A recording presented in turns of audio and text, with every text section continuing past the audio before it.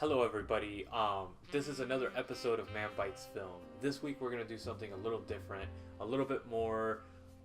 I guess you could say a different type of introduction.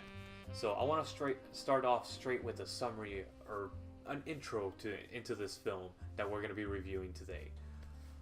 We begin with a swing music dance off, like an odd blue screen effect that kind of captures the big band essence, but also very modern-esque.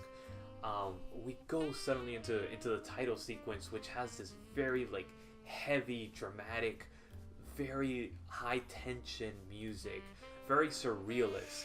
Right after that, and then it goes into the music slows down a little bit, and it goes into these cars going back and forth between a limo and these two cars racing, these dumbass kids jumping out of the sunroof, and this woman in the back of a limo with a guy pointing a gun at her saying, "Get the hell out of the car." And then suddenly there's a freaking huge smack and they crash into each other, and this is what starts off the story of David Lynch's Mulholland Drive. This week we're going to be reviewing with Brandon, and we're doing an in-depth look into Mulholland Drive and David Lynch as a director. So Brandon, Hey guys. All right. So what did you think of this film? What did you enjoy about the plot of this film? All right. So I started watching this film, and recently, within like the last year, I started watching Twin Peaks, which is a TV show that was written and directed by David Lynch. Doesn't the introduction remind you of The Twin entire Peaks a film lot? reminds me of Twin Peaks. That's what I was gonna get to. Yeah. This movie's weird. It's awkward, and if you've never really seen any of David Lynch's work before, you have to kind of get used to it. But when it finally clicks, like it did with me with Twin Peaks, I was like, this shit is fucking brilliant. Yeah. Oh, it's such a powerful It is. film, I think. The coloring in this film is so vivid. I mean, this David Lynch has a great eye for colors and for drama, high drama. I mean, this man has this down packed. He like the way that he introduces this whole film, it works so well on so many different levels. The plot, I bet you could really say that it basically revolves around this girl in her efforts to become a movie star. But there's a lot more hidden substance behind that, I think. And I want to go into that here. This is not a review if you've never seen David Lynch's Mulholland Drive. You have to watch this first, then come back to us and watch this and maybe get a perspective on it, because I don't want to ruin anything for anybody. So right off the bat, I want to tell you, do not watch this if you haven't seen it. Come back after you finish watching it, but definitely check this out. It's actually really freaking phenomenal. That's why I wanted to do the intro the way I did it. That way you get a feel for it. But you could come back and watch our review. So that what Lewis said in the introduction, that's basically the beginning of the film. The plot, so let's like go into the plot a little bit. It kind of doesn't make sense at points. You'll be like, what's going on? Why is this happening? And in true David Lynch, you gotta think about it. Twist it. Yeah. Like a surrealist dream. That's what it's film very avant-garde. I honestly think it's her in a coma. I don't think so. I think it's all about her in a coma. I think it's all about her from the car accident, and then she falls asleep, and then she wakes up again at the end. No, what I think it is that she does. So, again, I'll say it again. Lewis said it. Spoilers. Like, if just go watch the movie. But, I think she's dead. I think she does kill herself, and I think as she's dying, this is like her fantasy, her world, what she would have wanted her life to be like. Her basically her fantasy. Like, this is what the perfect life would have been. She would have been she would have gone on to become a successful movie star. She would have had a relationship with with Rita with this woman or all that Camille, stuff. whatever. Yeah, I could see that.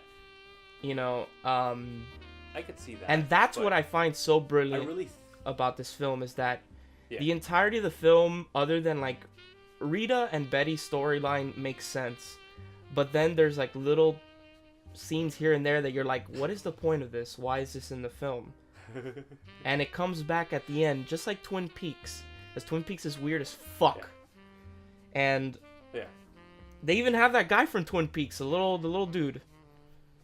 Yeah. Like, Yeah. it's, you gotta get used to it. It's a very interesting film. The way that it develops slowly and it builds these characters, but it doesn't only build the characters, it builds this whole world around. And you're kind of like, what the hell is the point of that? But it ends up coming back around in some point in the film, and it all makes sense. But it doesn't make sense as you're watching it. It makes sense after you finish watching it and you're doing a retrospective on it. That's when it makes sense as a film as a whole. The film, if you watch it in little segments, doesn't make sense to you whatsoever. But then once you grasp the film, this is David Lynch's films all are like this. To give you a little like perspective on a certain scene that caught my eye. I remember watching the scene where Betty is taken onto the set of the film where the director, let me find it, Adam, is gonna be directing his film, and him and her lock eyes for a second, and you think that it's because they find each other attractive, but then you find out that she utterly hates this man by the end of the film. In the reality of her world, she utterly hates him because he took her lover away from her. And that's like, David Lynch is weird. His stuff is very avant-garde. It's not for everyone, but if it does click with you, his work is really, really brilliant in my opinion. Not only brilliant, but it sets the tone so much for all these type of films. I mean, if it wasn't for David Lynch's first of all, Mulholland Drive and Twin Peaks, we wouldn't have Lost, we wouldn't have Fringe, we wouldn't have any of these like very fringe shows to watch, because this man made that popular in the 90s and 80s. And if it wasn't for this man's work on these films, we wouldn't have that art, because it wouldn't be known as something that's profitable to the studios. So they would have been, fuck you, get out of here. You know, exactly how this film analyzes. Actually, this film analyzes something very interesting with the Adam director and all that stuff, getting his film taken away from him, basically saying, you're gonna get this actress. You're gonna get this actress now. You don't, I don't care if you like it or not, you're gonna have her. And that's how the studio system works, and that's how he's making fun of the studios because of a previous film that he had, that which we'll go into later on, about all the life of David Lynch and everything and all the craziness. So one final thing I want to say before we go into characters is my favorite scene in the film is when they go to that silence club. Oh, yes. And that scene where Silencio, no hay banda. Where like that woman is singing, and it's so it's so like I literally have goosebumps just thinking of that scene, like the way that he zooms into her face, and like you see Betty and Rita crying as they listen to her sing, and she's not really singing, it's a recording of her or of someone, but that scene, oh my god, it has such an impact on you, yet what he's trying to say is that the scene means nothing. It has no meaning whatsoever. It's a random scene, and it's completely fake. Yet you feel emotional over it. That's what he's trying to depict. And I love this. This is a big FU to the studio system. This whole film is basically him saying, fuck off. So... And I love that. I do. I love that. I mean, especially back then when I first watched this film in high school, I was like, fuck the studio, fuck you guys are out of here, get the hell out of here, and never watch studio films. So you know, you get over that after a while, but so then characters, so now we're going into characters. We have Naomi Watts, who plays Betty Elms and Diane Selwyn. We have Laura Elena Herring that plays Rita, and Camila Rhodes. God, both of them are beautiful in this film. beautiful in this Yes. Yeah. Naomi Watts, if I read correctly, this is actually her like breakout role basically. This made her. film. And she's an amazing Yes. actress. Yes, she is. And this is when she was still looking hot, before she became anorexic and like disgusting. I think she's still attractive, but that's whatever. That's another day. Naomi Watts she's so fucking anorexic that it's like And then I feel the like last a breaker. the last You know, it's like- character in the film is played by Justin Theroux, who plays the director Adam Kesher. Those are like the most important characters of the film. Everyone else is kind of like just in the background. Oh, but come on, the cowboy, the The- fucking cowboy, is The such fucking an awesome the dream cowboy that's not really there. Yeah. Yeah, I love that guy. That guy's awesome. So That guy is fucking so weird. good. And then the guy in the what do you call it?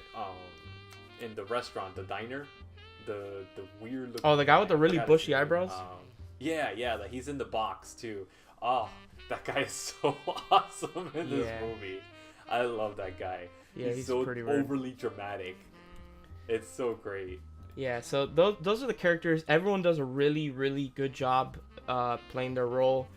So I don't think there's much to say in that. So I kind of want to go straight into David Lynch. Okay. Um, So, I want to start this off first with saying that David Lynch as a director is one of my favorites. mhm. I mean, this man, I got turned on to him by various people throughout the years, but then finally when I was really into film school and everything, that's when I got like thrown into his work, and I was blown away by his work, especially when you learn to appreciate film for what it is and the art form that it is. And this man takes that art form to a whole other level. I don't know if you knew this, but he was actually like sort of a installation artist type of thing. That's what he used to do. He used to do pop art, like actual visual art. I And did then not know that. he was challenged by one of his friends. He's like, "Oh, I bet that's the only art you could do." And then he ended up saying, "Fuck you, I could do more art than that." So he did a video installation, and somebody in the studio system saw his video installation and gave him the rights to make the first film, Okay. which was Eraserhead in 1977. yes. Oh, do I which continue? Is Okay, I was like, wait, do I continue? I thought No. you wanted me to continue. Sorry. no, hold off on that one. Okay. Eraserhead is one of the most avant-garde films that he has. Yes. Yet it doesn't have a plot whatsoever at all. But this was the challenge that he did, and this is what he created. Alright? This was his first film. And the film as an art piece is fucking amazing. The art design, the everything. I mean, this guy was awesome. He created, like, he saw film in a completely different point of view than any other director up to this point. I mean, this was so good. And then he was like, alright, I bet you can't do a studio piece. What did he do next? The Elephant Man in 1980. Which won him an Oscar.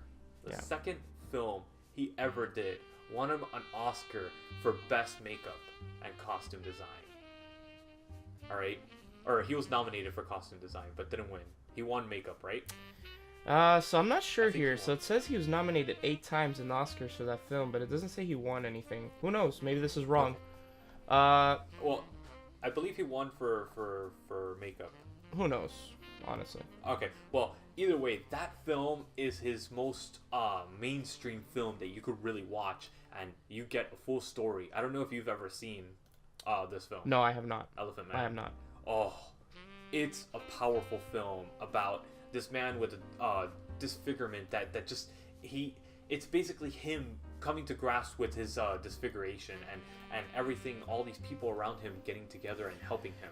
It's such a great uplifting film, All right. yet it's very sad, and it's so well done and so beautifully shot that it gave him the push to make his next film, which was Oh man. Okay, so we're actually coming up on time. So, do you want to Okay. just name like his most important films?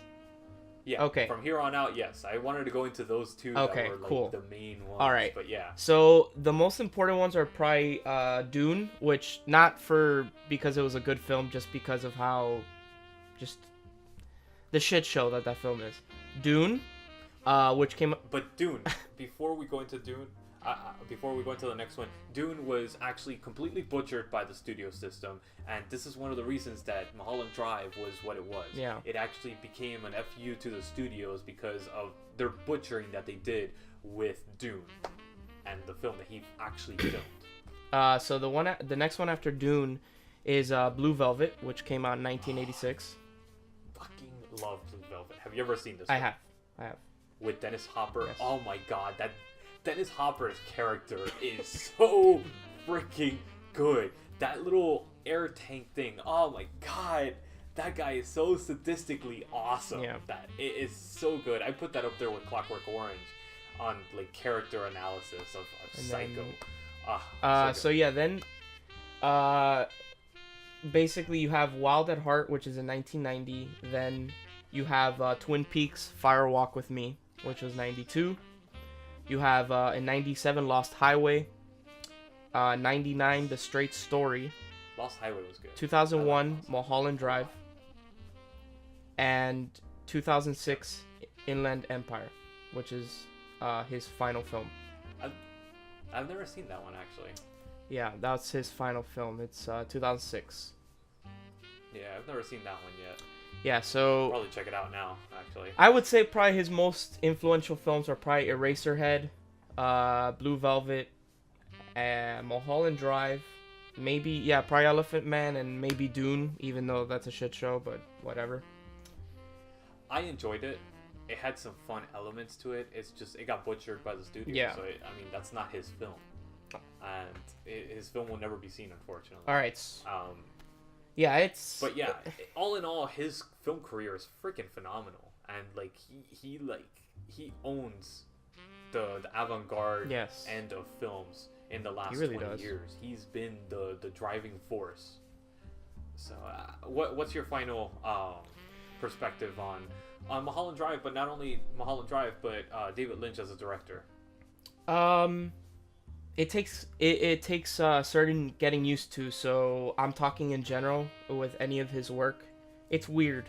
It's very avant-garde. It's out there, but if you can break through that barrier and kind of grasp it, I think he's brilliant. Like for honestly, Twin Peaks is one of I haven't even finished Twin Peaks, and I think Twin Peaks is one of the most brilliant TV shows I've ever seen in my life. It's weird. Yeah. Get through it, because when it finally clicks, you're like, this is so brilliant. It's so over the top. It's weird. It makes absolute no sense at times, but does it really? Will it come back and make sense later? I don't know. Like, it's just brilliant. And honestly, watch Mulholland Drive. Watch any of his other stuff, and just try. And if you can't get through it, then that's okay. It's not for everyone. That's fine. Yeah. But if you can, like, he's a very good filmmaker, director, writer, everything. Like, just try. And if you can get through it, then that's great. And I think you will really, really enjoy his stuff. And if you can't, then you at least you tried, and that's fine by me.